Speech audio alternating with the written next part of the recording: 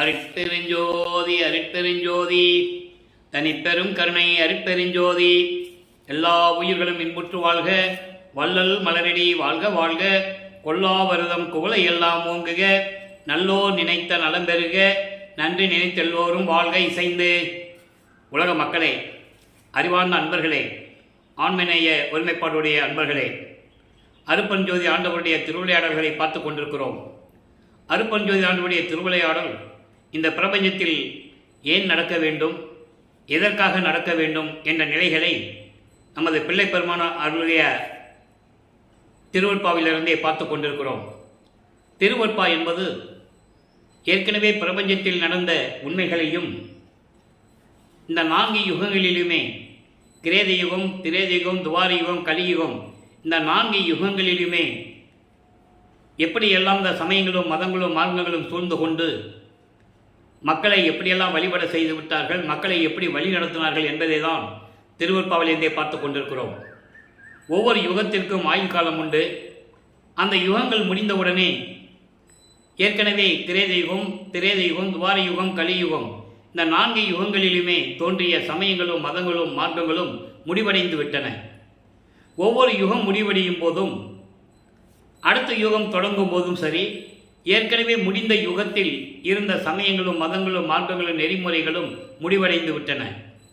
இப்படி 4 யுகங்களிலுமே முடிவடைந்த நிலையில் இப்போ சதுர்யுகத்தில் வாழ்ந்து கொண்டிருக்கிற உலக மக்களுக்காக ஒரு ஆன்மீகம் மார்க்க வேண்டும் என்பதற்காக அருட்பெருஞ்சோதி ஆண்டவர் சுத்த சன்மார்க்கத்தை நிறுவி அதை உருவாக்கி தன் மகன் கையில் கொடுத்து 51 ஆண்டுகள் இந்த பூலோகத்திலே தனது மகனை உலாவ விட்டு அதன் பிறகு சுத்த சன்மார்க்கத்தை தன் மகனுக்கு அறிவித்து உலக மக்களை எல்லாம் சுத்த சன்மார்க்கத்தில் இணைத்து இந்த உலக மக்களெல்லாம் இன்புற்று வாழ வேண்டும், மரணமில்லா பெருவாழ்வில் வாழ வேண்டும் என்பதற்காகவே தன் அருளால் பெற்றெடுத்த ஒரு ஆண்மகனை இந்த பூலோகத்திற்கே ஒரு தாயின் வழியாக வருவிக்க செய்தார் அருட்பெருஞ்சோதி ஆண்டவர் என்ற நிலைகளை பார்த்து கொண்டிருக்கிறோம்.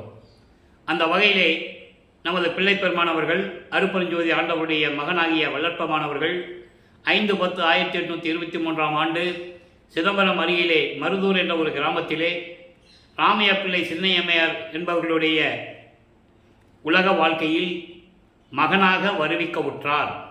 நல்லா கவனிக்கணும், வருவிக்க உற்றார் தான் சொல்லணும், பிறந்தார்னு சொல்லக்கூடாது, அவதரித்தார்னு சொல்லக்கூடாது. ஏன்னா இறைவனுடைய திருவிளையாடலால் ஒரு மகன் இந்த பூலோகத்திற்கு வரும்போது அவர் வருவிக்க உற்றவர் என்று பொருள். அவருக்கு பிறப்பு இறப்பு இல்லை. அப்போ எந்த நோக்கத்திற்காக தனது மகனை வருவிக்க செய்தார் என்பதை தான் திருவற்பாவிலிருந்தே பார்த்து கொண்டிருக்கிறோம்.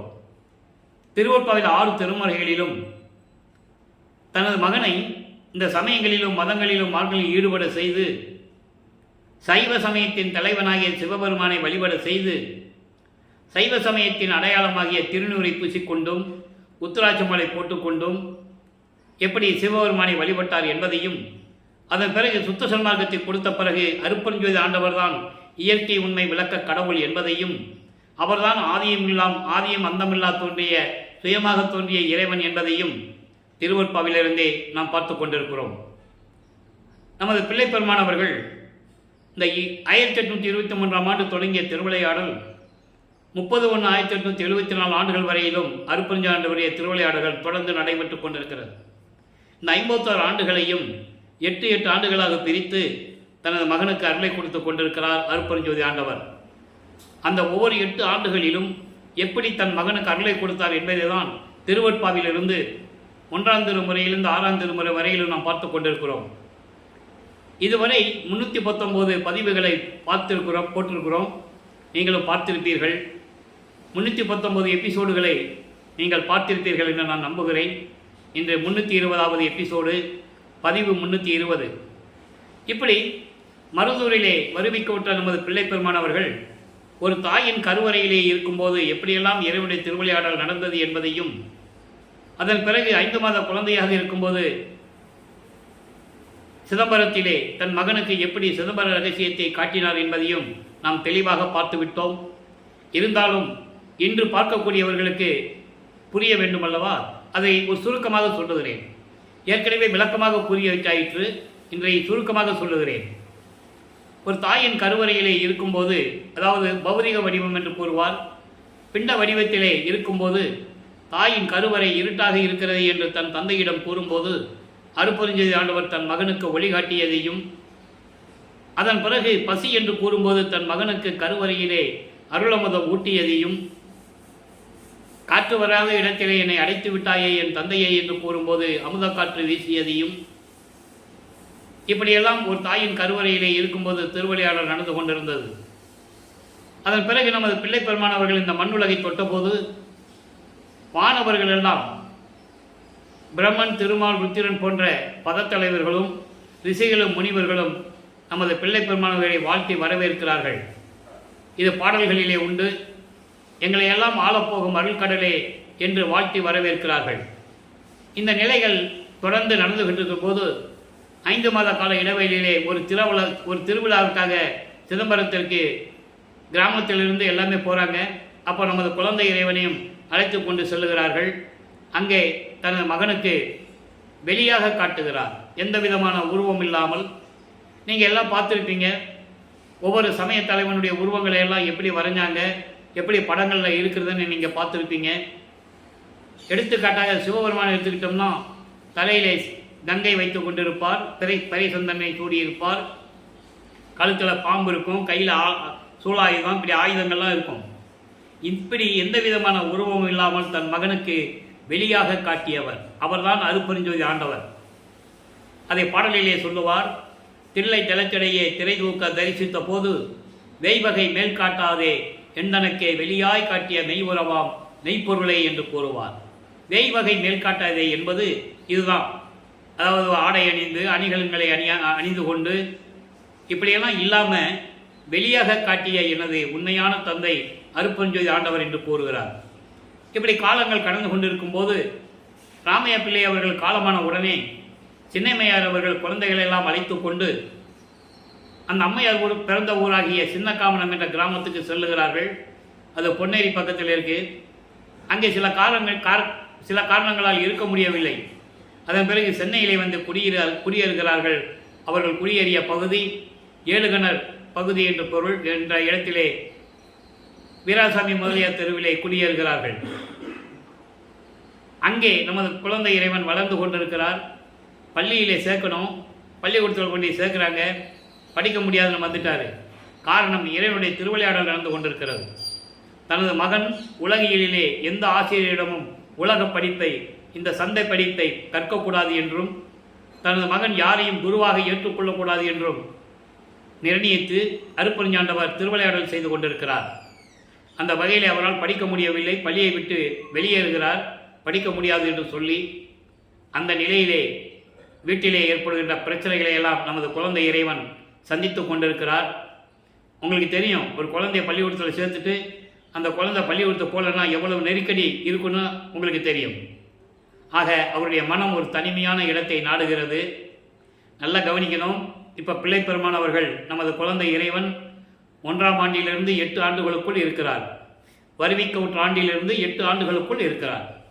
வல்லப்பெருமானுக்கு வயது இல்லை. அவரை பற்றி கூறும்போது வயது இத்தனை வயசு அத்தனை வயசுன்னு சொல்லக்கூடாது. அப்போ இந்த நிலையில் இருக்கும்போது அவர் தனிமையான ஒரு இடத்தை நாடுகிறார்.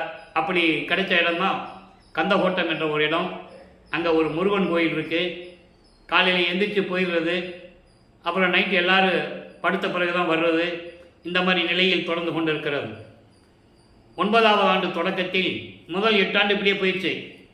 யாராவது பார்த்தாங்கன்னா ராமலிங்கம் முருகன் கோயில் உட்காந்துட்டு போய் பார்த்தாங்கன்னா ராமலிங்கம் ஏதாவது ஒரு பாட்டு பாடேன் அப்படின்னு சொல்லும்போது முருகனை பற்றி பாடுவார். அப்போ அவருக்கு அதான் தெரியும். சிவபெருமானு, முருகனு, பிள்ளையார், பார்வதி, பரமசிவன் இப்படி தான் அவருக்கு தெரியும்.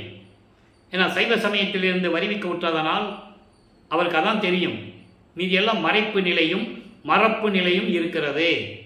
அந்த மறைப்பு நிலையும் மறப்பு நிலையும் எப்படி நீங்கிச்சு, எப்போ நீங்கிச்சுன்னு தான் நம்ம திருவருட்பாவிலிருந்து பார்த்துக்கிட்டு இருக்கோம். அப்போ இந்த நிலையில் இருக்கும்போது 9ஆவது ஆண்டு தொடங்குகிறது. அதாவது 2வது 8. 2வது 8 தொடக்கத்தில், அதாவது 9ஆவது ஆண்டில் இறைவன் அவர் முன் தோன்றி, மகனே, நீ என்னால் வருவிக்க உற்றவன், ஞானத்தை பெற்றுக்கொள், மற்ற காரண காரியங்களெல்லாம் முன்பருவம் பின்பருவம் காட்டி உனக்கு அருள் செய்வேன் என்று கூறி மறைந்து விடுகிறார்.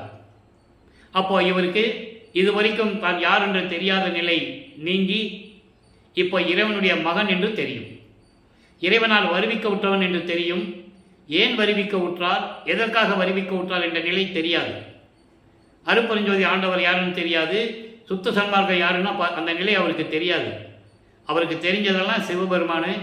அவரை எப்படி வணங்கணும், நமச்சிவாயா, சிவாயனமா, சிவசிவான்னு சொல்லிட்டு திருநீர் பூசிக்கிட்டு உத்தராட்ச மாலையை போட்டுக்கிட்டு இப்படி தான் அவர் வணங்கிட்டு இருக்கிறார். இப்போ இந்த நிலையில் இருக்கும்போது, ஏன்னா இது இறைவனுடைய திருவிளையாடல், அவர் விரும்பி இருந்ததில்லை. இதை பின்னாளில் இதெல்லாம் தேவையில்லை என்று சொல்ல வேண்டும். சுத்த சன்மார்க்கத்திற்கு முக்கிய தடை என்று சொல்ல வேண்டும். அதற்கு தன் மகனை அங்கே இருக்க வைக்க வேண்டும். இது இறைவனுடைய திருவிளையாடல் என்பதை நம் பாடல்களிலே ஆதாரங்களோடு ஏற்கனவே விளக்கமாக பார்த்து விட்டோம். அப்போ இந்த நிலையில் இருக்கும்போது அவருக்கு ஞானம் பிறந்த உடனே சிவபெருமானை முறையீடு செய்கிறார். 1ஆம் திருமுறை உருவாகிறது. திருவருள் முறையீடு 6வது பதிகத்திலே இருந்த 232 பாடலுடைய விளக்கங்களை பார்த்து விட்டோம். தந்தையிடம் முறையீடு செய்து எந்த விதமான பலனும் இல்லை என்பதனால் வடிவுடைமனை பற்றி பாடுகிறார். வடிவுடை மாணிக்க மாலை 100 பாடல்களுடைய விளக்கங்களை முழுமையாக பார்த்து விட்டோம். இப்போ மறுபடியும், அதாவது 13வது ஆண்டில் இங்கிருந்து முதல்ல திருவொற்றியூருக்கு போகிறாரு. நடந்து தான் போகணும். 13வது ஆண்டு வருவிக்க உற்று அந்த நிலையிலே நமது குழந்தை இறைவன் கால் வலிக்க அவர்கள் தங்கியிருந்த இடத்திலிருந்து திருவொற்றியூருக்கு தியாகராஜ பெருமானை வழிபடுவதற்காக முதலாக நடந்து செல்லுகிறார். கால் வலிக்க நடந்து செல்லுகிறார். அங்கே போய் இறைவனை பற்றி எப்படி பாடினார் என்பதை நாம் ஏற்கனவே பார்த்து கொண்டிருக்கிறோம். இப்போ சிவநேச வெண்பா என்ற பதிகத்திலிருந்து இன்றைக்கு 3வது பாடலை நல்லா கவனிக்கணும். உருவாய் உருவில் உருவாகி ஓங்கி அருவாய் அருவில் அருவாய் ஒருவாமல் நின்றாயே, நின்ற நின்னை காண்பது எவ்வாறோ என் தாயே என் தந்தையே என்று கூறுகிறார். ஞானத்தை பெற்றவுடன் அவர் இந்த பிரபஞ்சத்தில் நடந்த உண்மைகளெல்லாம் அவருக்கு தெளிவாகிறது. அதை வைத்து பாடிக்கொண்டிருக்கிறார். எப்படி என்றால், ஏற்கனவே இப்போ கலியுகம் நடந்துகிட்டு இருக்கு. 1900 ஆண்டுகளில் தான் கலியுகம் முடியுது. ஏற்கனவே கிரேதயுகம், திரேதயுகம், துவாபர யுகம் முடிஞ்சிடுச்சு. இப்போ கலியுகத்திலே இவர் வருவிக்க விட்டதனால் இந்த உண்மைகளை மக்களுக்கு எடுத்து கூறுகிறார். எப்படி என்றால், பிரம்மனாகவும், பிரம்மனுக்கு அப்புறம் திருமாலாகவும், அதுக்கப்புறம் ருத்திரனாகவும், மகேஸ்வரனாகவும், சதாசிவனாகவும் இப்படி 5 தலைவர்களை படைத்து ஐந்து தலைவர்களை படைத்து அவர்களுடைய ஆட்சி புரிந்து கொண்டிருந்த காலத்தில் அந்த விளக்கங்களில் விளங்கி கொண்டிருந்தாய் என்ற விளக்கத்தை, அந்த உண்மையை, ஏன்னா இந்த 5 பதத்தலைவர்களையும் படைத்தது அருப்பெருஞ்சோதி ஆண்டவர் என்பதை பின்னாளில் கூறுவார். சுத்த சன்மார்க்கத்தை வாங்கின பிறகு அது சொல்லுவார். அது வரைக்கும் அவருக்கு தெரியாது. அவரும் நம்மளைப் போலவே, மக்களைப் போலவே பிரம்மன், திருமால், ருத்திரன், மகேஸ்வரன், சதாசிவம் இவர்கள் 5 பதத்தலைவர்கள், 5 பேர் 5 தொழில்களை செய்து கொண்டிருக்கிறார்கள் என்ற நிலை அவருக்கு தெரியும். அப்போ இப்படியெல்லாம் இருக்கின்ற இறைவன், அவங்க என்னதான் ஆட்சி செஞ்சால் கூட அவங்களை உருவாக்கிய இறைவன். அப்போ இந்த இறைவனும் அதே மாதிரி தான், உருவமாகவும் இருப்பார், அருவமாகவும் இருப்பார், அருவில் அருவமாகவும் இருப்பார். அப்படிப்பட்ட நிலையில் இருக்கின்ற இறைவனே, இப்படியெல்லாம் நீ நின்று கொண்டிருந்தாயே, திருவிளையாடல் செய்து கொண்டிருந்தாயே, ஒருவாமல் என்பது அதான். அதாவது ஒருவாமல் என்பது நிலையாக, அழிவில்லாமல் நிலையாக இப்படியெல்லாம் நீ விளங்கி கொண்டிருந்தாயே, அப்படி இருக்கின்ற உன்னை எப்படி காண்பது, எப்படி நான் பார்ப்பது? உன்னால் வருவிக்க உற்று இந்த பூலோகத்தில் இவ்வளவு கஷ்டங்களை நான் அனுபவித்துக் கொண்டிருக்கிறேன், இவ்வளவு துன்பங்களையும் துயரங்களையும் இந்த இளம் வயதில், இந்த குழந்தை பருவத்தில் நான் அனுபவித்துக் கொண்டிருக்கிறேன். உன்னை எப்படி பார்ப்பது, எப்படி பார்ப்பது? என் தாயே, என்னை பெற்றெடுத்த தாயே என்று கூறுவார். தாய் உள்ளம் கொண்ட இறைவனே, என் தந்தையே என்று கூறுவார். இந்த ஒரு வார்த்தைக்கு என் தாயே என் தந்தையே என்பது ஒரு பாடலிலே கூறுவார். நீயே என் தந்தை அருளுடையாய், என்னை நேர்ந்து பெற்ற தாயே. அப்போ தாயும் தந்தையும் அங்கே வந்துடுது. இவரை பெற்றெடுத்ததனால் தாய் என்று சொல்லுகிறார். இவர் மேல் அன்பு கொண்டிருந்ததனால் தந்தை என்று சொல்லுகிறார். என் தாயே என் தந்தையே என்று கூறி இந்த பாடலை நமக்கு அருளியிருக்கிறார்கள். ஆக இந்த நிலைகள் தொடர்ந்து கொண்டிருக்கும் போது இரண்டாம் திருமுறை உருவாகிறது. இரண்டாம் திருமுறை மொத்தம் 113 பதியங்கள், 1207 பாடல்களில் இதுவரைக்கும் நமது 30 பதியங்களை பார்த்திருக்கிறோம். 30 பதியங்களுடைய ஒரு சுருக்கம். திருவொற்றியூருக்கு போக வேண்டியது, தியாகராஜ பெருமானை சிவபெருமான் என்றும் சொக்கநாத் என்றும் தில்லை என்றெல்லாம் பாட வேண்டியது, எந்த விதமான பலனும் இல்லை. அதன் பிறகு திருமுல்லை வயலுக்கு போனால் இறைவனடியை பெற்றுக்கொள்ளாமோ என்று சொல்லி அங்கே போகிறார். இதெல்லாம் உங்களுக்கு அந்த விளக்கத்துடைய சுருக்கங்களை சொல்லிக் கொண்டிருக்கிறேன். நான் இது சொன்னால் தான் நம்ம அடுத்த தொடருக்கு போக முடியும். ஏற்கனவே விளக்கமாக பார்த்துட்டோம். எல்லா பாடல் சொல்லி பாடலுடைய விளக்கங்களை நம்ம பார்த்துட்டோம். அப்போ இந்த நிலையில் இருக்கும்போது திருமலை வயலுக்கு போவார். அங்கே சிவபெருமானை வழிபடுவார். அங்கே இருக்கிற சிவபெருமான் வேறு மாசிலாமணி மாசிலாமணி சொல்லி மனம் உருகி பாடுவார். அத்தனை பாடல்களும் நம் உள்ளத்தை உருக்கும். அப்படியே கண்ணில் தண்ணி வரும். அவ்வளோ விளக்கங்கள் அதில் இருந்தன. எல்லா விளக்கங்களையும் பார்த்து விட்டோம். இந்த பூலோகத்தினை வருவிக்க செய்துவிட்டு கால் வலிக்க நடந்து வந்து உன்னை பார்க்க வந்தால், என் மகனே எப்படி இருக்கிறாய், எதற்காக வந்தாய் என்று ஒரு வார்த்தை கூட கேட்பதில்லை. ஊமையாக நின்று கொண்டிருக்கிறாயே என்றெல்லாம் கேட்பார். எந்த விதமான பலனும் இல்லை, பதிலும் இல்லை, பலனும் இல்லை. அதன் பிறகு திருவிழித்தாயம் என்ற ஒரு இடம் இருக்கிறது. சென்னைக்குள்ளே இருக்கு. வில்லிவாக்கத்திலேருந்து ஒரு 15 கிலோமீட்டருக்கு வந்த இடம். அங்கே போய் மனம் உருகி பாடுவார். அங்கே தான் சொல்லுவார், பெற்ற மகனை தெருவில் விட்டு விட்டானே என்று சொல்லி இந்த உலகம் உன்னை பழிக்குமே, இழிவாக பேசுமே, என் தந்தைக்கு இந்த இழிச்சொல்லும் பழிச்சொல்லும் வரலாமா, விரைவில் வந்து எனக்கு அருள வேண்டாமா என்றெல்லாம் கூறி அந்த பாடல்களை பாடுவார். எந்த விதமான பலனும் இல்லை. அதன் பிறகு நெஞ்சுறுத்த திருநேரிசை என்ற பதிகத்திலே இன்றைக்கு 18வது பாடலை பார்க்க போகிறோம். நெஞ்சுறுத்த திருநேரிசை என்பது அலைவாய்ந்து கொண்டிருக்கின்ற இந்த மனதை ஒருநிலைப்படுத்த வேண்டும். மனதிடம் சொல்லுவது போல தனது நிலையை இறைவனை பற்றி விண்ணப்பம் செய்கிறார். இறைவனிடம் முறையீடு செய்கிறார். அதை தான் பார்த்துட்டு இருக்கோம். நல்லா கவனிச்சுக்கங்க. இப்போ வல்லப்ப மாணவர்கள் நல்லா மனசில் வச்சுக்கங்க. 16 ஆண்டுகளுக்குள் இருக்கிறார். இந்த பூலோகத்திற்கு வருவிக்கவுற்று 16 ஆண்டுகள் நிறைவடைய போகிறது. இந்த நிலையில் இந்த பதிகம் உருவானது. இந்த பாடலுடைய விளக்கத்தை இப்போ நம்ம பார்க்க போகிறோம். தினந்தோறும் உள் உருகி மனதிடம் சொல்லுகிறார்.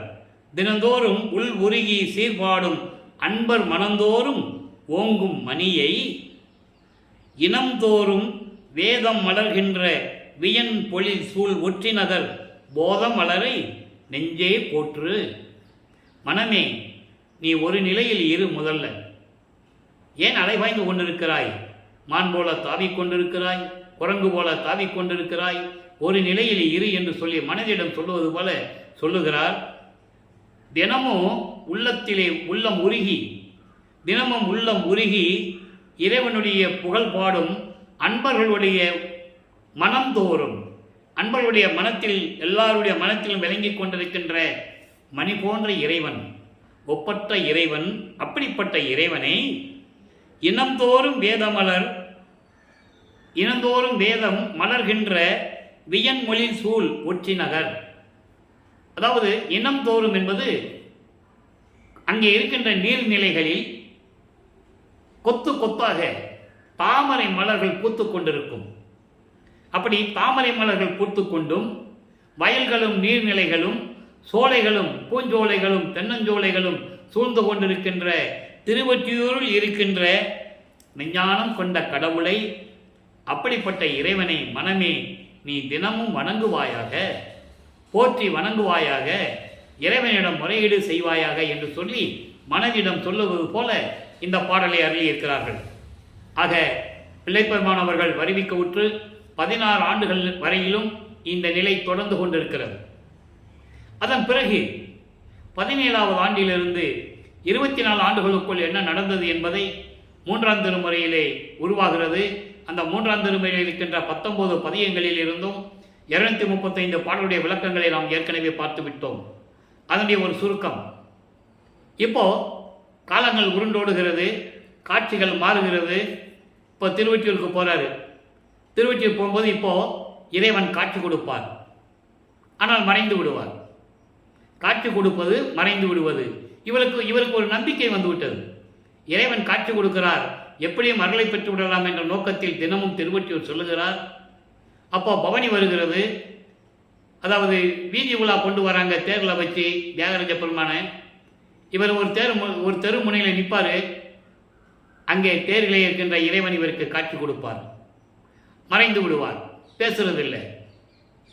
இப்படியே காலங்கள் தொடர்ந்து கொண்டிருக்கிறது. ஒவ்வொரு தெருவிலையாக வரும்போது இவர் ஒவ்வொரு தெருவில் போய் நிற்கிறது. எப்படியாவது நமக்கு அருளை கொடுக்க மாட்டாரா, வந்து பேச மாட்டாரா அப்படின்ற நிலை அவருக்கு இருந்து கொண்டு இருக்கிறது. அப்போ இந்த நிலையில் இருக்கும்போது இப்படியெல்லாம் இருக்கிறாரே என்று சொல்லி மன வருத்தத்தில் நாரையும் கிளிகளையும் தூது அனுப்புவார். 2ஆம் திருமுறையிலே 2வது பதிகம் அது. நாரையும் கிளியும் நாட்டுறும் தூது என்ற பதிகத்திலே தெளிவாக நமக்கு அருளி இருக்கிறார்கள். அத்தனை விளக்கங்களையும் பார்த்து விட்டோம். அவருடைய மனக்குமுறலை, மனதில் இருக்கின்ற வருத்தத்தை, ஏக்கத்தை, எதிர்பார்ப்பை நாரையிடம் சொல்லி அனுப்புவார். நாரையே, நான் போய் நின்றால் இறைவன் காட்சி கொடுப்பதோடு சரி, பேசுவதற்கில்லை, எந்த விதமான பலனும் இல்லை, நீயாவது என்னுடைய நிலைமையை போய் சொல்லு என்று சொல்லி தூது அனுப்புவார். அந்த பாடலுடைய விளக்கங்களை எல்லாம் பார்த்து விட்டோம். திரும்பி நாரை வராது, பதில் வராது. ஏன்னா இறைவனுடைய திருவிளையாடல் நடக்கும்போது எப்படி வரும்? அதன் பிறகு ஒரு நாரையை தான் அனுப்பணும், பதில் வரலைன்னு சொல்லி கிளிகளை கூட்டமாக அனுப்புவார். இதெல்லாம் நடந்து கொண்டு இருக்கிறது. அப்போ அந்த கிளிகளிடம் சொல்லி அனுப்புவார், அதுவும் பதில் வராது. தியாகராஜ பெருமாட்ட போய் சொல்லுங்க, என்னால் தூங்க முடியல, சாப்பிட முடியல, ஒரு இடத்துல இருக்க முடியல, நான் அலைவாய்ந்து கொண்டிருக்கிறேன், மனம் ஒரு நிலையில் இல்லை, துன்பப்பட்டு கொண்டிருக்கிறேன், இந்த நிலைகளை சொல்லி தூது அனுப்புவார். அது எப்படின்னா, காதலனை பார்த்து காதலனிடம் எவ்வளவு அன்பு கொண்டிருக்கிறாள் என்று சொல்லுவதைப் போல, ஒரு காதலி சொல்லுவதைப் போல, தலைவனை பார்க்க முடியாமல் தூங்க வரல, சாப்பிட முடியல, குளிச்சு கொண்டையிலே பூ வைக்க முடியல, இப்படியெல்லாம் சொல்லுவார். தன்னை பெண்ணாக உருவகப்படுத்தியதனால். ஏனென்றால் அங்கே காதல் ருசிக்க வேண்டும் என்றால் அங்கே ஒரு ஆணும் பெண்ணும் இருக்கணும். அந்த நிலையில் அந்த பாடலை நமக்கு அருளி இருப்பார்கள். அந்த விளக்கங்களை எல்லாம் பார்த்து விட்டோம். இப்படியே 18 பதியங்கள் ஓடுகிறது. குறைத்தி பெண்ணிடம் போய் குறி கேட்கிறது, ஒரு ஜோசியர்கிட்ட போய் ஜோசியம் பார்க்கிறது, இப்படி நிலைகளெல்லாம் தொடர்ந்து கொண்டிருக்கிறது. இந்த நிலையிலே கடைசி பதிகமான காதல் மாச்சு என்ற பதிகத்திலே இவரை பார்த்து சிவபெருமான் எப்படி ஓடுகிறார், தெருவழியாக எப்படி ஓடுகிறார், இவர் பின்னால் போய் ஓட்டத்தை பிடிக்க முடியலன்னு எப்படி சொல்லுகிறார், அங்கே இருக்கிற மக்கள் எல்லாம் இவரை பார்த்து எப்படி கேலி செய்கிறார்கள். ஏன்னா இந்த சம்பவம் நடக்கும்போது 1847ஆம் ஆண்டு, கிட்டத்தட்ட ஒரு தோராயமாக சொல்லலாம். வரிவிக்க விட்டு 24 ஆண்டுகள் முடிவென்ற நிலையில் அவர் வரிவிக்க விட்டது 1823. அப்போ 24 ஆண்டுகள் நடந்து கொண்டிருக்கிறது. கலியுகம் நடந்து கொண்டிருக்கிறது. கலியுகம் 1900 ஆண்டுகளில் தான் முடியுது. அப்போது அங்கே இருக்கிறவங்க சொல்லுவாங்கள்ல, கலியுகத்தில் இப்படியெல்லாம் நடக்குமா ராமலிங்கம், நீ உனக்கு பைத்தியம் முடிச்சிருச்சு, நீ போய் வேறு வேலையை பாருங்கள் கிண்டல் செய்வதையும் அவர்களுக்கு இவர் பதில் சொல்லுவதையும் அந்தந்த பதியங்களில் இருக்கின்ற பாடல்களின் மூலமாக தெளிவாக பார்த்து விட்டோம். நீங்கள் என்ன வேணால் சொல்லுங்கள், நான் சிவபெருமானுடைய அருளை பெறாமல் விடமாட்டேன், அவனுடைய மேல் விட்ட காதலை, அவன் மேல் நான் கொண்டுள்ள காதலை என்னால் கனவில் கூட மறக்க முடியாது என்றெல்லாம் கூறுவார். அந்த நிலைகளெல்லாம் முழுமையாக பார்த்து விட்டோம். இப்போ வளர்ப்பு மாணவர்கள் வருவிக்க ஒற்று 24 ஆண்டுகள் முடிஞ்சிருச்சு.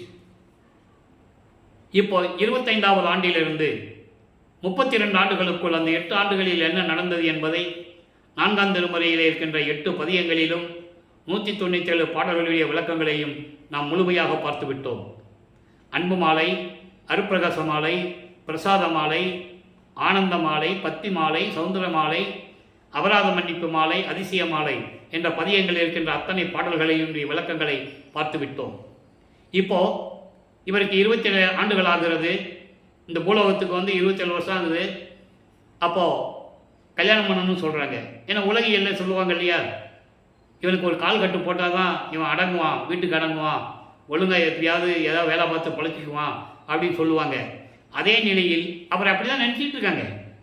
ஆனால் இவர் யார்த்தையும் சொல்ல முடியாது. அப்போ அந்த நிலையில் கல்யாணம் ஏற்பாடு பண்ணுறாங்க. யாருன்னா, இவர் வருவிக்க விட்டதனால் ஏற்பட்ட சொந்தம் அக்கா என்ற ஒரு உறவு, அவர்களெல்லாம் பிறந்தவர்கள், இவர் வருவிக்க விட்டவர்.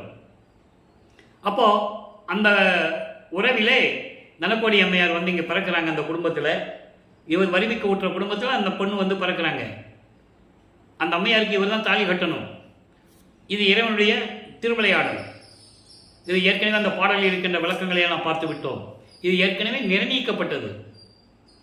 இப்போ இவருக்கு தெரியும், அருட்பெருஞ்சாண்டவர் தான் அப்பா, அருட்பெருஞ்சாதி ஆண்டவர் தான் நம்மளை இப்படியெல்லாம் திருவிளையாடல் செஞ்சிட்டு இருக்காரு, இனிமேல் நம்ம சுத்த சன்மார்க்கத்தை வாங்க போகணும், இதெல்லாம் இப்போ அவருக்கு தெரியும்.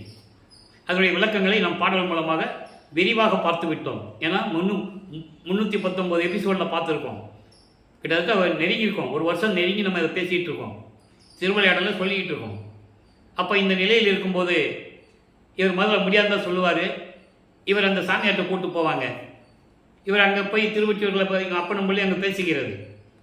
அவர் ஒரு சிவனடியார் வேடத்தில் அங்கே உட்காந்துருப்பது, இவர் பேசுகிறது. அப்போ அங்கே இருக்கிறவங்க சொல்லுவாங்கல்ல, ராமலிங்கம் அந்த சாமியார் சொல்கிறதான் ஏன் கேட்குறாரு அப்படின்னு சொல்லுவாங்கல்ல. அதனால் அங்கே கூப்பிட்டு போகிறாங்க.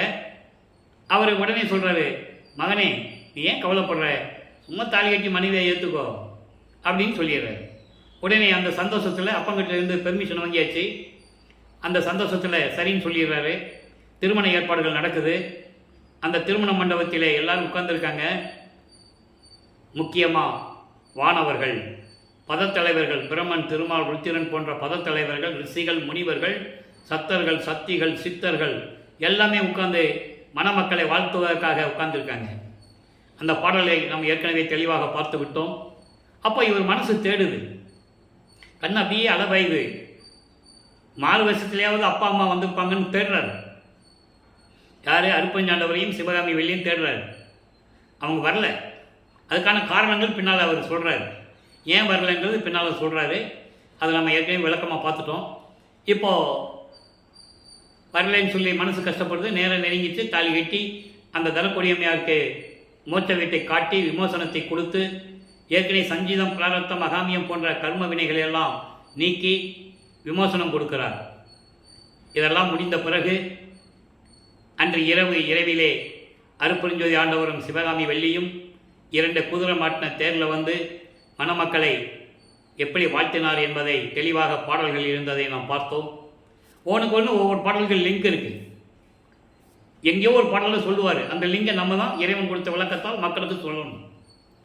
அப்போது இந்த நிலையில் இருக்கும்போது இவர் மன திருப்தி அடைகிறார். அதன் பிறகு உலகப்பற்றை நீக்க வேண்டும், உலக விடயங்களை நீக்க வேண்டும், மண்ணாசை, பெண்ணாசை, பொன்னாசை என்ற விஷயங்களை நீக்க வேண்டும், சரியக்கிரிய யோகம் என்ற 12 நிலைகளை கடக்க வேண்டும், சமயங்களிலும் மதங்களிலும் மார்க்கங்களிலும் கூறப்பட்ட நெறிமுறைகளையும் அதனால் ஏற்பட்ட சங்கற்ப விகற்பங்களையும் முழுமையாக நீக்க வேண்டும். ஏனென்றால் சுத்த சன்மார்க்கத்தின் முக்கிய தடைகள் அது, முக்கிய தடைகள் என்றே கூறுவார். அப்போது அந்த நிலைகள் இருக்கும்போது இறைவனுடைய 8 குணங்களிலே வல்லப்பெருமான் அவர்கள் 5வது நிலையில் இருந்து கொண்டிருக்கிறார். இறைவனுக்கு 8 குணம் என்பது நான் ஏற்கனவே விளக்கங்களை கொடுத்திருக்கிறேன். இறைவனுடைய அறிவுரைப்படி, இறைவனுடைய விளக்கத்தின்படி நான் ஏற்கனவே பேசியிருக்கிறோம். தன்மையத்தனாதல், தூய உடம்பினாதல், இயற்கையாகவே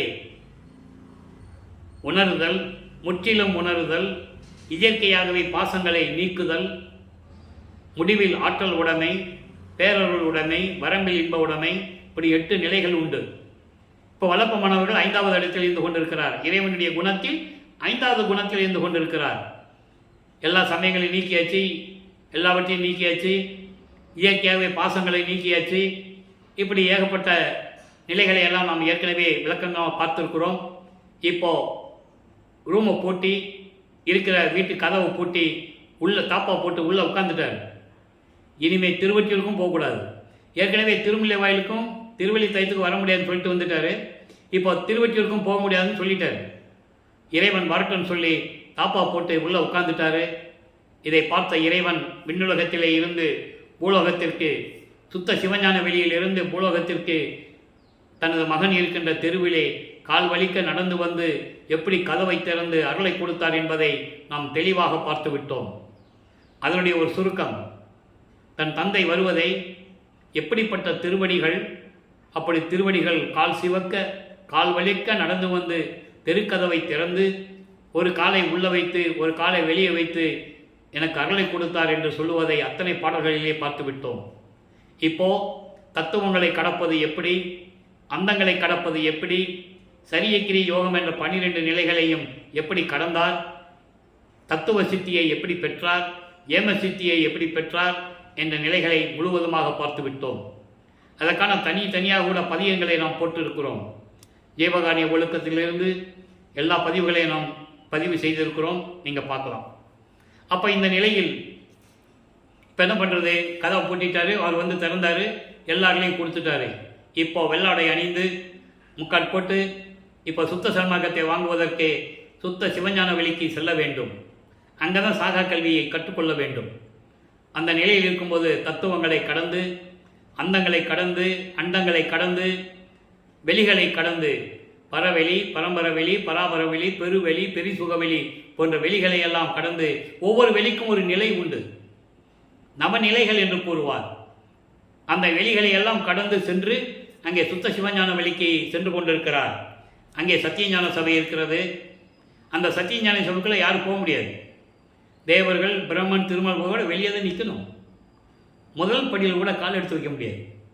ஏனென்றால் சபைக்குள் புலையும் கொலையும் தவிர்த்தவர்கள் தான் உள்ளே போகணும். அதே நாள்தான், அதே நிலையைத்தான் இங்கே வடலூரிலே பூலோகத்திலே சத்தியஞான சபையை நிறுவி கொலையும் புலையும் தவிர்த்தவர்கள் தான் உள்ளே புகுதல் வேண்டும் என்று கூறினார்கள். நமது இறைவன் வல்லப்பமானவர்கள். அவர் இறைவனாகவே வருவிக்கப்பட்டவர். இப்போ மறைப்பு நிலை, மரப்பு நிலை எல்லாம் நீங்கிருச்சு. இப்போ யாருன்னு அவருக்கு தெரியும். ஒரு பாடலில் சொல்லுவார், ஏனாதான் எனினும் யான் அம்மையின் நின் அடியேன் என அறிந்தேன், இதயம் மலர்ந்தேனே. மறைப்பு இருக்கிற வரைக்கும் அவருக்கு தெரியாது. மறைப்பை நீக்கணும்னு ஃபுல்லாக அவருக்கு ஞாபகம் வந்துருச்சு. புதிய நல்லேன் தொன்று தொட்டு உனது பூங்குழலுக்கு அன்பு கூண்டவன் என்று சொல்லுவார். புதுசாக வந்திருக்கேன் நான். தொன்று தொட்டு இந்த பிரபஞ்சத்தை நீ எப்போ உருவாக்கினாயோ அதிலிருந்தே நான் உனக்கு அரியனாக இருக்கிறேன், உன் திருவடிக்கு பணி செய்து கொண்டிருக்கிறேன். இன்னொரு பாடலில் சொல்லுவார், புதியன் என்ற என்னை போக்குதுரோ நீர்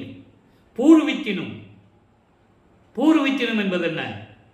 பிரபஞ்சம் தோன்றிய காலத்திலிருந்தே உனது திருவடிகளுக்கு அன்பு கூண்டவன் என்று கூறுவார்.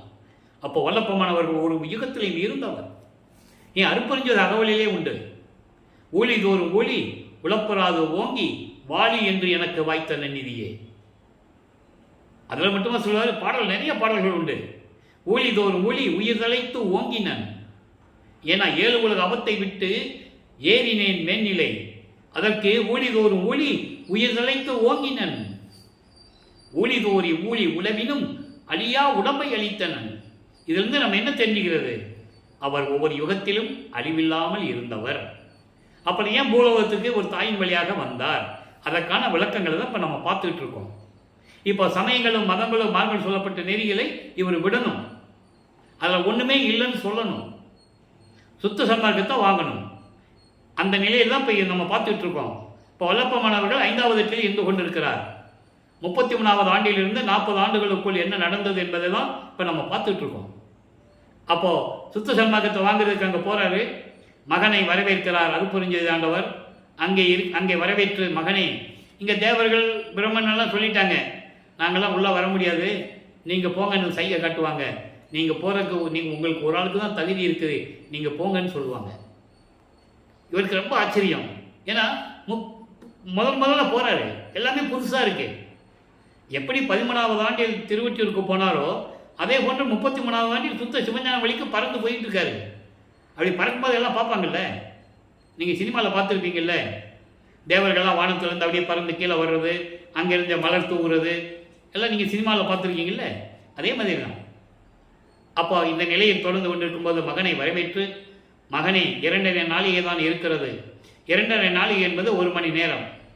ஒரு நாளிகைக்கு 24 நிமிடம், 1 மணி நேரம் தான் இருக்கு.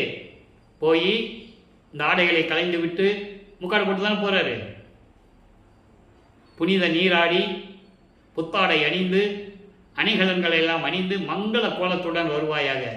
ஒரு பாடலில் சொல்லுவார், சபலம் செய்து விட்டு வான்னு சொல்லுவார். சபலம்னா சேவிங் பண்ணுறது, இதெல்லாம் பண்ணிட்டு வான்னு சொல்லுவார், பாடலில் இருக்கு. அப்போ இந்த நிலையில் இருக்கும்போது மங்கள கோலத்துடன் வருவாயாக என்று தந்தை கட்டளையிட்ட பிறகு அதே போல வந்து அங்கே போடப்பட்ட இந்த இருக்கையிலே அமருகிறார். மகனுக்கு மணிமுடி சூட்டுகிறார். மணிமுடி சூட்டுவது என்பது இளவரசர் பட்டம் கொடுப்பது. கையிலே பொற்காப்பு அணிகிறார். எப்படி இந்த ஜமீன்தார்களும் நாட்டாமைகளும் வயசான காலத்தில் எந்த வேலையும் செய்ய முடியலன்னா மகனுக்கு கற்ற காப்பது கையில் போட்டுக்குவாங்க. அதுக்கு மேலே அவர் தான் எல்லாமே தீர்ப்பு சொல்கிறது, வழிநடத்துறது, மக்களை வழிநடத்துறது எல்லாம் அவங்க தான். அதே போல் ஏற்கனவே 5 தொழில்களை செய்து கொண்டிருந்த பிரம்மன், திருமால், ருத்திரன், மகேஸ்வரன், சதாசிவம் ஆயுள் காலம் முடிந்த பிறகு 5 பதவிகளையும் தன் மகனுக்கு ஒப்படைக்கிறார். அப்போது எல்லா சக்திகளையும் கொடுத்து, எல்லா அருள்களையும் கொடுத்து சாகா கல்வியை கற்றுத்தருகிறார் தன் மகனுக்கு. அதை பாடல்களின் மூலமாக விளக்கமாக பார்த்தோம். 112வது பதிகம் மெய்யர்கள் வியப்பிலே 47வது பாடல் என்று நான் கருதுகிறேன். அதிலே நாகாதிபனனும் அயனும் ஆளும் நறுமுறும் எனவே ஞான அமுதம் அளித்தாய் நானும் உண்டு துண்ணவே சாகா கலையை பயிற்று தந்த தயவை சாற்றதற்கரிது. அவங்கள எப்படி பார்க்குறாங்களாம்? அவ்வளவு கோபம், நறுமுறு பல்ல கடிச்சுக்கிட்டு அவ்வளவு கோபத்தோட முகத்தில் கோபத்தை காட்டிக்கிட்டு நமக்கு கிடைக்காத சக்தி தன் மகனுக்கு கொடுக்கிறாரே என்று சொல்லி ஏங்கிக் கொண்டிருக்கிறார்கள், புலம்பிக் கொண்டிருக்கிறார்கள் என்பதை அந்த பாடலிலே நாம் பார்த்தோம். மகனுக்கு சாகா கல்வியை கற்றுக் கொடுக்கிறார். இதை இன்னொரு பாடலிலே சொல்லுவார். அடியனாக்கி பிள்ளையாக்கி நேயனாக்கியே. முதல்ல பிரபஞ்சம் தோன்றும் போது என்னை அடியனாக்கினாய், அதன் பிறகு பிள்ளையாக வளர்த்தாய், பிள்ளையாக வளர்த்து ஒரு தாயின் வழியாக இந்த பூலோகத்துக்கு அனுப்பினாய், அதன் பிறகு நேயனாக்கினாயே, உயிரினங்களுக்கெல்லாம் நண்பனாக்கினாயே.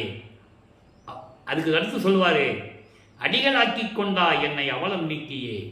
அடிகளார் என்பது இறைவனும் அவரும் ஒன்றாக இருப்பது, அத்துவிதம். அதான் அடிகளார் என்று பொருள். இங்கே நிறைய பேர் அடிகளார் என்பது பல கோணங்களில் பேசுவாங்க, இருக்கட்டும், அந்த விளக்கத்துக்குள்ள நம்ம போக வேண்டாம். அப்போது அடிகளாக்கி கொண்டாய் என்னை அவலம் நீக்கியே. அவலம் என்பது பிறப்பு இறப்பு என்ற நிலை. 7 உலக அவத்தை விட்டு மேல்நிலை ஏறினேன் மேல்நிலை என்று கூறுவார். அதை அகவலிலே கூறுவார். ஊர்வன, பரப்பன, உருவன, நடப்பன, இந்த 4 வகையான உயிரினங்கள். ஊர்வன என்பது ஊர்ந்து செல்லுவது, பரப்பன என்பது பறந்து செல்லக்கூடிய உயிரினங்கள், உருவன என்பது தாவரங்கள், நடப்பன என்பது நடந்து செல்லக்கூடிய உயிரினங்கள். இதோடு சேர்த்து இது அகவல்ல சொல்லுவார். ஊர்வன, பரப்பன, உருவன, நடப்பன, ஆர்வூர காத்தருள் அருப்பெருஞ்சோதி. இந்த 4 அதோடு சேர்த்து 5ஆவதாக மனிதன், 6ஆவதாக நீரில் வாழக்கூடிய உயிரினங்கள், 7ஆவதாக தேவர்கள். இப்படி 7 வகையான பிறப்பு இறப்புகள் உண்டு. அதான் 7 உலக அவத்தை என்று கூறுவார். அப்போ இந்த நிலையெல்லாம் நீக்கி அடிகளாக்கி கொண்டா என்னை அவலம் நீக்கியே. படியுளோரும் வானுளோரும், படி உலோர்னா மண்ணுலகத்தில் இருக்கின்றவர்கள், வானுலோர்னா விண்ணுலகத்தில் இருக்கின்ற தேவர்கள். படி உலோரும் வானுலோரும் இதனை நோக்கியே, இதெல்லாம் பார்த்துக்கிட்டு பதியும் ஓரவாரான் என்பான் பரிவு தேக்கியே. கடவுளுக்கு கூட ஓரவஞ்சன் இருக்குது, எல்லாமே மகனுக்கே கொடுத்துட்டு இருக்காரு அப்படின்னு சொல்லி ஏக்கத்தோட பார்த்துட்டு இருக்காங்களாம். அதை தான் இங்கே சொல்லுவார். எல்லாருமே நறுமுறுன்னு இருக்காங்கன்னு சொல்லுவார். நறுமுறுன்னா கோபத்தோட, கோபத்தில் என்ன செய்யணும்னு தெரியல, பல்ல கடிச்சிக்கிட்டு இருக்காங்க. இந்த நிலை தொடர்ந்து கொண்ட பிறகு சாகா கல்வியை கற்றுக் கொடுத்து விட்டாச்சு. சாகா கல்வி என்பது சுத்த சன்மார்க்க ஞானம். மரணமில்லா பெருவாழ்வு எப்படி இருக்கிறது? அப்போ சுத்த சன்மார்க்கனுடைய ஞானம் இருக்கணும். சுத்த சன்மார்க்க நெறிகளை பின்பற்றி கொண்டிருக்க வேண்டும். அவன்தான் சாகா கல்விக்கு தகுதியானவன் என்று கூறுவார். சாகா கல்வியுடைய சாதனம் என்ன? சுத்த சன்மார்க்க நெறிகளை பின்பற்ற வேண்டும். அதை பின்பற்றியச்சனாலே சாகாதவனே சன்மார்க்கி என்று கூறுவார். அவனுடைய ஆன்மாவுக்கு அழிவில்லை. இந்த நிலையில் நாம் ஏற்கனவே விளக்கங்களை பார்த்துட்டோம். அப்போது எல்லாவற்றையும் கற்றுக்கொண்டு அப்போ வளப்பமானவர்கள் மீண்டும் பூலோகத்துக்கு திரும்புகிறார். நேராக சிதம்பரத்திலே எழுந்தருளுகிறார். எழுந்தருளுகிறார் என்று சொல்ல வேண்டும்.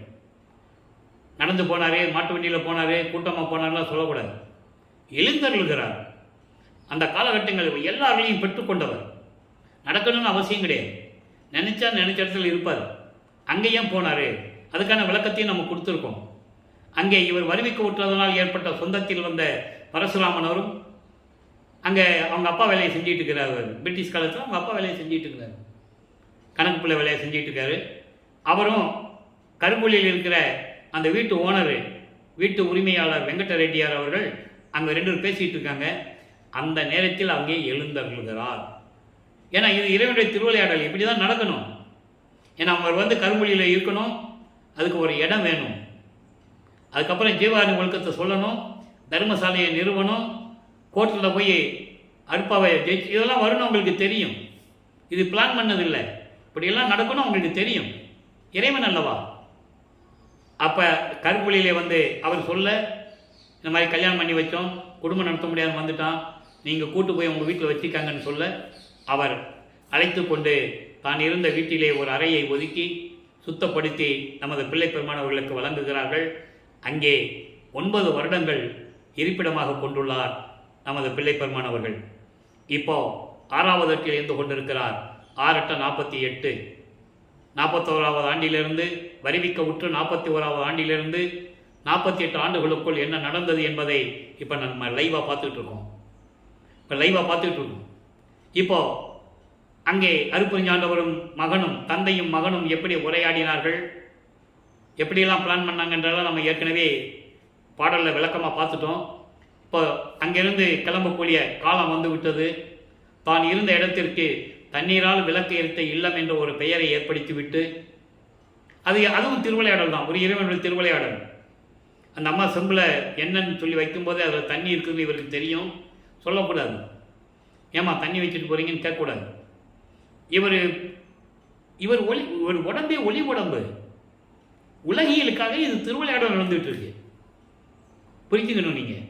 அப்போ இந்த நிலையிலெல்லாம் ஏற்படுத்தி விட்டு ஏற்கனவே ஜீவகாருண்ய ஒழுக்கத்தை இந்த பிரபஞ்சத்திற்கு பிரகடனப்படுத்த வேண்டும். ஜீவகாருண்ய ஒழுக்கத்தை மக்களிடம் சொல்ல வேண்டும்.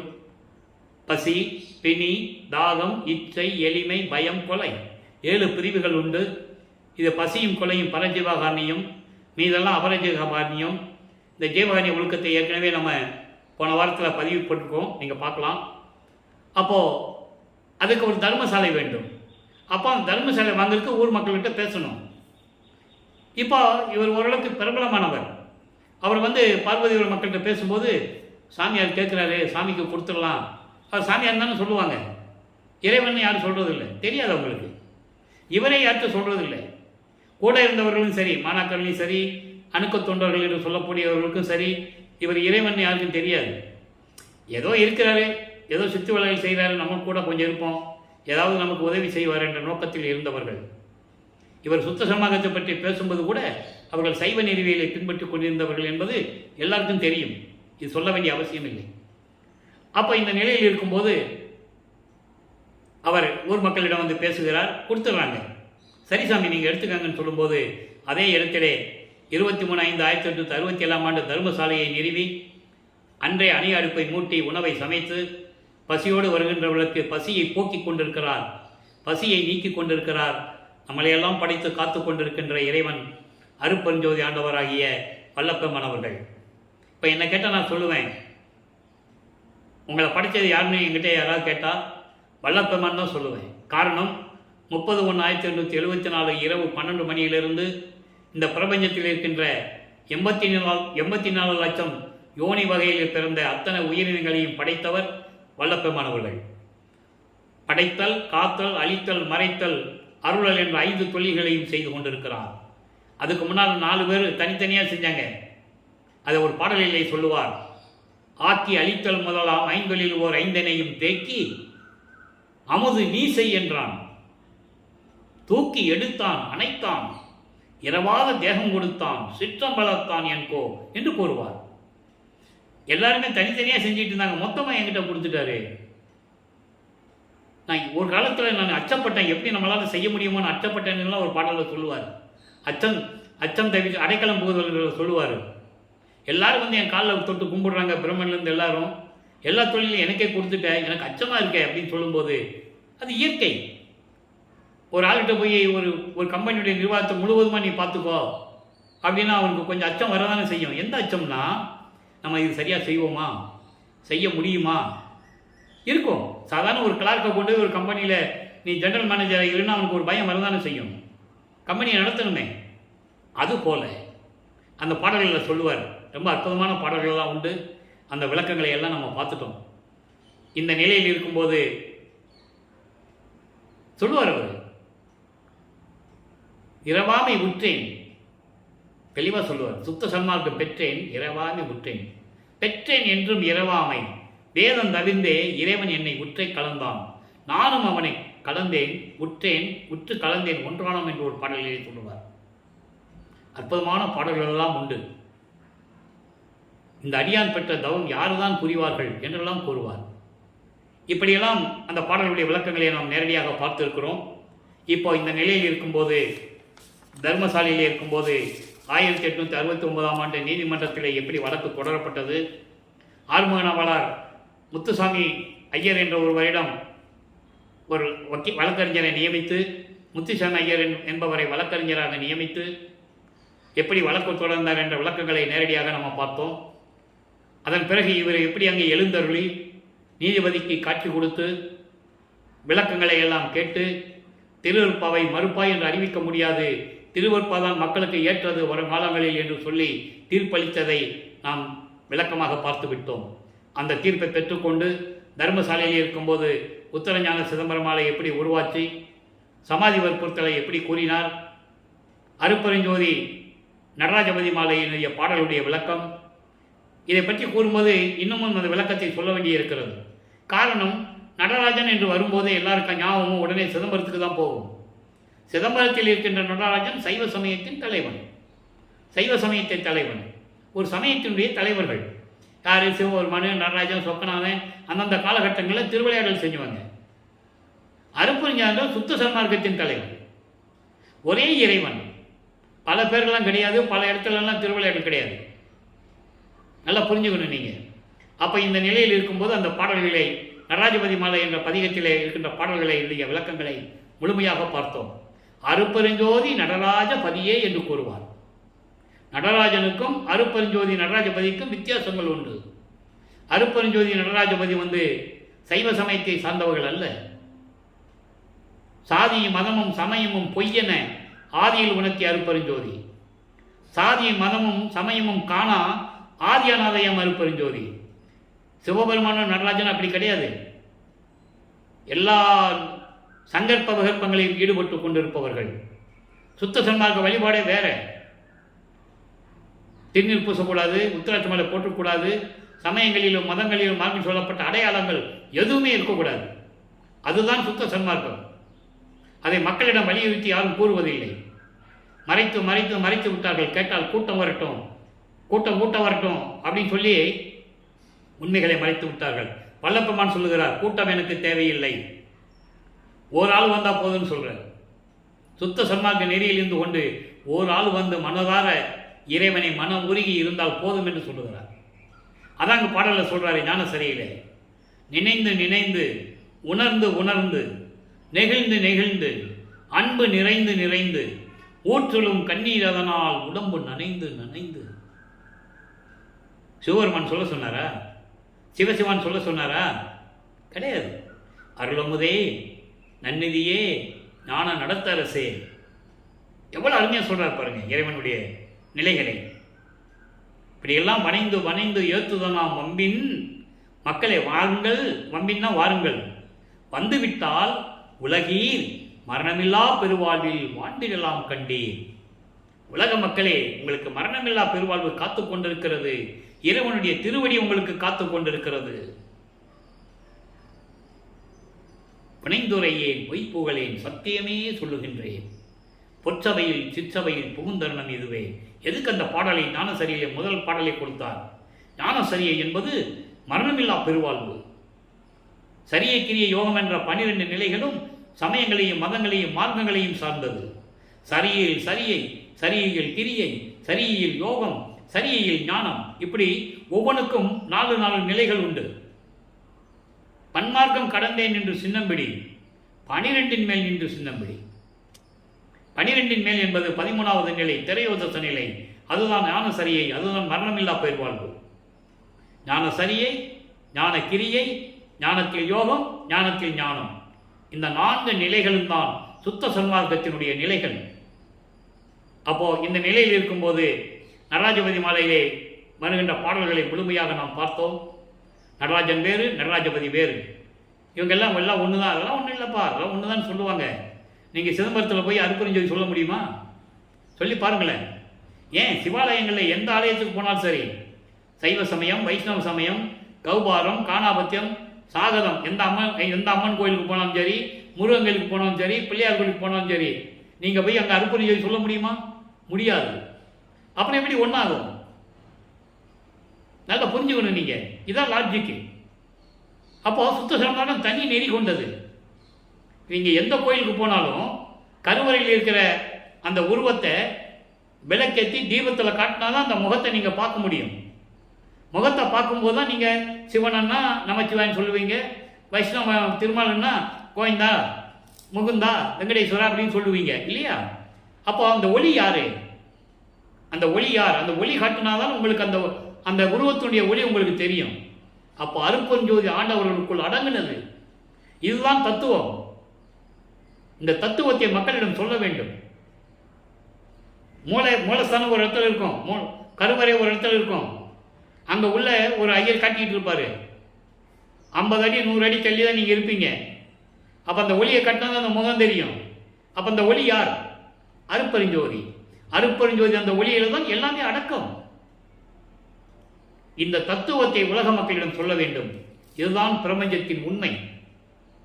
அதனால எல்லா சமயங்களும் மதங்களும் வேற, சுத்த சன்மார்க்கம் என்பது வேற என்பதை இங்கே நான் பதிவு செய்ய கடமைப்பட்டு இருக்கிறேன்.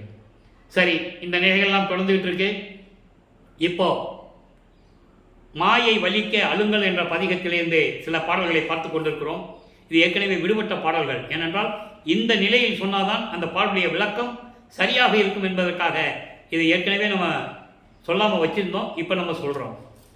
விழியை தூர்க்கின்ற அதாவது மாயை வலிக்க அழுங்கல் என்பது மாயைகளையும் மயக்கங்களையும் நீக்குமாறு மன உறுதியுடன் இறைவனை வற்புறுத்தி மன உறுதியுடன் இறைவனிடம் வேண்டுவது. விழியை தூர்க்கின்ற வஞ்சரை விளைந்தேன்.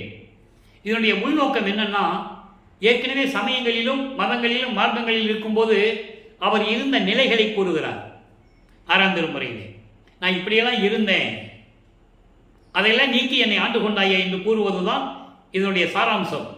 இதுதான் கான்செப்ட், முக்கிய மைய கருத்து தான். அதனால நல்லா கவனிங்க. விழியை தூறுகின்ற வஞ்சரை விளைந்தேன், விருந்திலே உணவு அருந்தி ஓர் வயிற்றுக்குழியை தூர்க்கின்ற கொடியரில் கொடியேன். நான் சமயங்களையும் மதங்களையும் மார்க்கங்களையும் சார்ந்திருந்த போது பார்வையாலே பயமுறுத்துகின்ற, சில பேர் பார்வை பார்த்தாலே பயமா இருக்கும், அந்த மாதிரி பார்வையிலே பயமுறுத்துகின்ற வஞ்சகர்களை நான் விரும்பி அங்கே இருந்தேன்.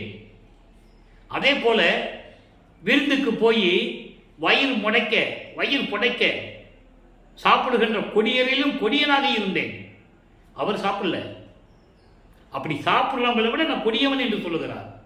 அவர் ஒரு தாயின் கருவறையிலிருந்து அவர் உணவை உண்டதில்லை. இடைப்பட்ட காலத்தில் இவர் சமயங்களிலும் மதங்களிலும் மார்க்கம் சூழ்ந்திருந்த காலகட்டங்களில் அவர் உணவு அருந்திய உணவெல்லாம் அவருக்கே தெரியாமல் அது அமுதமாயிற்று என்று கூறுவார். முன்னாளில் நான் உண்ட உணவெல்லாம் அமுதமாயிற்று என்று கூறுவார். அது எப்போ சொல்லுவார்? சுத்த சன்மார்க்கத்தை வாங்கின பிறகுதான் சொல்லுவார். அப்போதான் அவருக்கு தெரியும் அந்த மறைப்பு நிலை நீங்கும், மறப்பு நிலையும் நீங்கும். என்னென்ன மறந்தாலும் பூரா அவருக்கு வெளிச்சத்துக்கு வரும். அதான் இங்கே சொல்றாரு. இப்போ விருந்துக்கு போய் வயிறு முட்டை சாப்பிடுவாங்கல்ல, அந்த கொடியவங்க இருக்காங்க பாருங்க, அதை விட நான் கொடியவனாக இருந்திருக்கிறேன், அந்த நிலையில் இருந்திருக்கிறேன் என்று கூறுகிறார். குழியை தூறுகின்ற கொடியரில் கொடியேன், கோப வெய்யனேன், கொடிய கோபனாக, அதாவது கோபம் உடையவனாக இருந்தேன். எதுக்கெடுத்தாலும் கோபம் வரும் எனக்கு. சினம் கொண்டவனாக இருந்தேன், பயமே பயின்றேன், அதாவது பவமே பயின்றேன். பவம் என்பது தீய செயல்களை செய்வது, பாவ செயல்களை செய்வது. இந்த நிலையில் அந்த மனநிலையில் நான் இருந்து கொண்டிருக்கிறேன் என்று சொல்லுகிறார். இவர் எந்த பாவமும் செய்யலை, ஆனால் தன்னை தாழ்த்தி கொள்ளுகிறார். இறைவன் முன்னம் தன்னை தாழ்த்தி கொள்ளுகிறார். அந்த மாதிரி நிலையில் நான் இருந்தேன். விழியை தூர்ப்பவர்க்கு உளவு உரைத்திடுவேன், அதாவது வழியை தூர்ப்பவர்க்கு. வழியை தூர்ப்பவர்க்கு என்பது கெடுதல் செய்கின்றவர்களுக்கு ஒருத்தர் வந்து வழி கட்டார்னா தப்பா சொல்றது. ஒருத்தருக்கு இந்த இடத்துக்கு போகணும்னு வழி கட்டா சும்மாவது அவங்களுக்கு அந்த மாதிரி குணம் இருக்கும். அந்த குணத்தை உடையவங்க என்ன பண்ணுவாங்க, சும்மாவது வழியை மாற்றி சொல்லுவோம் அப்படின்னு மாற்றி சொல்றது. இப்படி கெடுதல் செய்வர்களுக்கு நான் தூதுவனாக இருந்தேன். அவர் நிலையை சொல்லுகிறார், இறைவனிடம் சொல்லுகிறார், தன்னை தாழ்த்திக் கொள்கிறார். சொல்லிட்டு இந்த பழிகளையெல்லாம் தூர்ப்பதற்கு என் செய்ய கடவேன். இதெல்லாம் நான் தீர்க்கணும்னா, நான் சமயங்களிலும் மதங்களிலும் மார்க்கங்களில் இருப்பது இப்படி நிலைகள்லாம் இருந்ததே, இதை விட்டு நான் வெளியே வரணும்னா நான் என்ன செய்யணும் அப்படின்னு கேட்குறாரு. கேட்ட உடனே அதுக்கு அடுத்து சொல்றாரு, பரமனே என்னை பரிந்து கொண்டு அருளே, அருப்பெருஞ்சோதியே, என் தந்தையே, என்னை பரிந்து கொண்டு என்பது என் மேல் அன்பு கொண்டு, என் மீது காதல் கொண்டு, என் மீது விருப்பம் கொண்டு என்னை ஆட்கொண்டு எனக்கு அருள வேண்டும் என்று கூறுகிறார். இந்த நிலை தொடர்ந்து கொண்டிருக்கிறது. அதுக்கடுத்து இதே நிலைகளை பிள்ளை பெருவிண்ணப்பத்தில் சொல்லுவார். அது ஏற்கனவே நிலுவையில் இருந்த பாடல்கள். கொஞ்சம் பாடல்களை பார்த்தோம், சில பாடல்களை நிலுவையில் நிப்பாட்டி வச்சிருந்தோம். ஏன்னா இந்த நேரத்தில் அது சொல்லுவது சரியாக இருக்கும் என்று இப்போ நம்ம சொல்ல கடமைப்பட்டிருக்கிறோம். எல்லாமே இறைவனுடைய செயல், இறைவனுடைய தயவையும் கருணையினால்தான் இந்த விளக்கங்களெல்லாம் சொல்லிக் கொண்டிருக்கிறேன். நான் தமிழ் இலக்கணம் இலக்கியம் படித்தவன் அல்ல, படித்ததெல்லாம் வேற. இறைவனுடைய தயவாலையும் கருணையாலையும் பெற்ற விளக்கத்தை, நான் பெற்ற விளக்கத்தை, இறைவனால் பெற்ற விளக்கத்தை மக்களுக்கு சொல்ல வேண்டும். 5 ஆண்டுகளாக கூறிக்கொண்டிருக்கிறேன் திருவருட்பாவை பற்றி. வெளிநாடுகளிலும் வெளி மாநிலங்களிலும் தான் நம்ம பேசியிருக்கோம். நீங்கள் பாருங்கள், நம்முடைய விளக்கங்கள் உங்களுக்கு புரியும். 20வது பதிகம் பிள்ளை பெருவிண்ணப்பம், 41வது பாடல். நல்ல கவனிங்க. அவருடைய நிலையை உலக மக்கள் சொல்லணும். 1ஆம் திருமுறையிலிருந்து 4ஆம் திருமுறை வரைக்கும் அங்கே இருந்த நிலையை சொன்னார். 6ஆம் திருமுறைக்கு வந்த பிறகு, சுத்த சன்மார்க்கத்தை பெற்ற பிறகு அந்த நிலைகளில் நான் எப்படி இருந்தேன் என்று கூறுவார். இதான் கான்செப்ட். இப்ப பாருங்க எப்படி சொல்றாரு பாருங்க. அங்கே இருக்கும்போது புலால் உடம்பில் அசுத்தமும் இதனில் புகுந்து நான் இருக்கின்ற புணர்ப்பும், என்னை ஒரு தாயின் வழியாக வருவிக்க செய்தாயே, அந்த தாயின் கருவறையிலே நான் எப்படி இருந்தேன்? ரத்தமும் சதைகளும் சூழ்ந்து துர்நாற்றம் அடிக்கிற அந்த தண்ணீரிலே மிதந்து கொண்டு நான் இருந்தேன் அல்லவா? அப்படி எடுத்த இந்த மனித உடம்பு, உன்னால் வருவிக்க விட்ட இந்த மனித உடம்புடைய அசுத்தம், இந்த அசுத்தமும் அந்த உடம்பிலே நானும் புகுந்து அந்த உடம்பை பெற்றுக்கொண்டு இந்த பூலோகத்திற்கு நீ வருவிக்க செய்தாய். அப்படி வந்த பிறகு நான் இருக்கின்ற புணர்ப்புன்னு என்ன? மனக்கவலை, அந்த நிலையில் இருப்பது, துயரத்தில் இருப்பது. அந்த புணர்ப்பும் என் புலா மணி என்பது முழுமையான திரள் கொண்ட மணி போன்ற இறைவன். அதாவது ஒரு இடத்துல சொல்லுவார், தொலைக்கப்படாத மணி என்று சொல்லுவார். ஒரு மணி இருக்குல்ல, அதை நூலில் கோர்க்கணும்னா ஓட்டை போடுவாங்கல்ல, ஓட்டை போட்டாச்சுன்னா அதனுடைய மதிப்பு குறைஞ்சிருது இல்லையா? அந்த மாதிரி முழுமையாக இருக்கின்ற மணி போன்று முழுமையாக இருக்கின்ற இறைவனே, நான் எண்ணி ஏங்கிய ஏக்கம் நீ அறிவாய். என்னதான் நீ சுத்த சன்மார்க்கத்துக்கு கொடுத்து என்னை கொண்டு வந்தாலும் அதை நினைச்சு என் மனசு எப்படி இயங்குது தெரியுமா? அதனுடைய உள்நோக்கம் என்ன? நீ நேரடியாக இந்த பூலோகத்தில் என்னை கொண்டு வந்திருந்தால் இந்த பிரச்சனை இல்லை. இப்போ நான் சொன்னால் யாரும் கேட்க மாட்டேன்றாங்கன்னு சொல்லுவார்ல, நீ அப்படி இல்லை அப்படின்னு கேட்பாங்கல்ல, பேருபதேசத்தில் கேட்குறாங்கல்ல, அதுக்கு பதில் சொல்கிறாரு. ஒரே வார்த்தையில் சொல்லுவார், சொற்ப அறிவு இருந்தது, அதனால் என்னால் அங்கே இருந்தேன் என்று சொல்லுவார். சொற்ப அறிவு என்பது சுத்த சன்மார்க்க நெறி அப்போ எனக்கு தெரியாது என்ற நிலையை தான் சொற்ப அறிவு என்று கூறுகிறார். அப்படியெல்லாம் இருக்கிறது. நான் எப்படி இயங்கினேன்னு உனக்கு தெரியும். வன்புலால் உண்ணும் மனிதரை கண்டு மயங்கி உள்நடுங்கி ஆற்றாமல் சகிக்க முடியல, பொறுக்க முடியல. கொடுமைகளையும் துயரங்களையும் துர்நாற்றம் பிடிக்கிற அந்த புலால் உணவு, மாமிசங்கள், ஒரு உயிரை கொன்று அந்த நாறுகின்ற பிணத்தை, அந்த உடம்பை சாப்பிடுகின்ற மனிதர்களை கண்டு உள்ளம் மயங்கி நடுங்கினேன். ஆற்றாமல், பொறுக்க முடியாமல், சகிக்க முடியாமல். என்பலாம் கருக இழைத்தனன். என்பலாம் என்பது எலும்புகள், உள்ளம், இந்த உடம்பு, உடம்புகள், எலும்புகள், உள்ளம், தசைகள் எல்லாம் கருகி உடம்பெல்லாம் இழைச்சிட்டேன். நினைச்சு இழைச்சிட்டேன். இந்த இழப்பையும் ஐயா நீ அறிவாய். நான் எப்படி இருந்தேன்னு சொல்லி உனக்கு தெரியுமே என் தந்தையை என்று கூறுகிறார். அடுத்து நல்ல கவனிங்க, நேரம் ஓடிக்கொண்டிருக்கிறது. சிவ ஜோதி, எளிமையான வரிகள், ஆனால் விளக்கங்கள், விரிவான விளக்கங்கள். நான் உங்களுக்கு சுருக்கி சொல்லிக்கிட்டு இருக்கேன். ஏன்னா நமக்கு நேரம் பத்தலை. அருப்பா பற்றி பேசணும்னா பேசிக்கிட்டே இருக்கலாம், நேரம் போகிறதே தெரியாது. ஒன்றான பூரண ஜோதி. சொல்லிட்டாரா? ஒன்றான பூரண ஜோதி, ஒரே கடவுள். அருட்பெருஞ்சோதி ஆண்டவர் தான் ஒரே கடவுள், பரிபூரணமாக ஒளி வீசிக் கொண்டிருக்கின்ற இறைவன். அன்பினில் ஒன்றாத உள்ளத்தில் ஒன்றாத ஜோதி. சுத்த சன்மார்க்கத்தில் இருந்து கொண்டு இறைவன் மீது அன்பில்லாமல் இருக்கின்றவர்களுடைய உள்ளத்தில் இல்லாத அருட்பெருஞ்சோதி. அன்பில் ஒன்றாத உள்ளத்தில் ஒன்றாத ஜோதி. அப்ப இறைவன் யார் உள்ளத்தில் இருப்பான்? சுத்த சன்மார்க்க நெறிகளை கொண்ட உள்ளத்தில், கொலையும் குலையும் தவிர்த்து உள்ளத்தில் இறைவன் பிரகாசித்துக் கொண்டிருப்பார் என்பதை தெளிவாக நமக்கு அருளி இருக்கிறார்கள். என்றா ஒளிர்கின்ற ஜோதி. என்றா என்பது ஒளிக்கதிர்களை வீசிக்கொண்டிருக்கின்ற, அதாவது கதிரவன் போல, சூரியனைப் போல ஒளிக்கதிர்களை வீசிக்கொண்டிருக்கின்ற இறைவன் அருட்பெருஞ்சோதி. என்னுள் என்றும் விளங்கிய எண்ணுயிர் ஜோதி. என்றும் என்னுள் விளங்கிய ஜோதி. எக்காலத்திலும் என்னை விட்டு விலகாமல் என் உள்ளத்தில் விளங்கிக் கொண்டிருக்கின்ற இறைவன் என்ற நிலைப்பாட்டை உலக மக்களுக்கு தெரிவிக்கிறார். இதை அகவலிலே சொல்லுவார், எம்மையினும் என்னை விட்டு இறையும் பிரியாத அருட்பெருஞ்சோதி. எந்த காலகட்டத்திலும் எவ்விடத்திலும் எல்லளவும் என்னை விட்டு சிறிதளவு கூட விலகாமல் இருக்கின்ற, தாயாகவும் தந்தையாகவும் விளங்கிக் கொண்டிருக்கின்ற இறைவன் அருட்பெருஞ்சோதி என்று கூறுகிறார். எனவே அன்பர்களே, இன்று நம்முடைய பதிவில் இறைவனுடைய திருவிளையாடல் எப்படி நடந்தது என்பதையும், ஒரு தாயின் கருவறையிலிருந்து வருவிக்க உற்று எப்படியெல்லாம் ஒவ்வொரு 8 ஆண்டுகளிலும் இறைவனுடைய திருவிளையாடல் நடந்தது என்பதையும் தெளிவாக பார்த்து கொண்டிருக்கிறோம். எனவே அன்பர்களே, நீங்களும் சுத்த சன்மார்க்கத்தில் இணைந்து அருட்பெருஞ்சோதியை வணங்கி, ஆண்டவரை வணங்கி, கொலையும் புலையும் தவிர்த்து சைவ நெறியில் இருந்து கொண்டு சுத்த சன்மார்க்க நெறிகளை பின்பற்றி கொண்டு இறைவனை வணங்கி, இறைவனுடைய அருளையும் பொருள்களையெல்லாம் செல்வங்களையெல்லாம் பெற்றுக்கொண்டு நோயற்ற வாழ்வில் நீங்கள் வாழ்வாங்கு வாழ வேண்டும், இந்த வையகத்தில் நீங்கள் வாழ்வாங்கு வாழ வேண்டும் என்று இந்த வள்ளலார் ஊழியன் இறைவனுடைய தயவையும் கருணையும் வேண்டி விடைபெறுகிறேன். மீண்டும் நாளை சந்திப்போம். நன்றி, வணக்கம். அருட்பெருஞ்சோதி அருட்பெருஞ்சோதி தனிப்பெருங்கருணை அருட்பெருஞ்சோதி. நாளையும் இறைவனுடைய திருவிளையாடல் தொடரும். கண்டு மகிழ்ந்து இறைவனுடைய அருளை பெற்றுக்கொள்ளுங்கள்.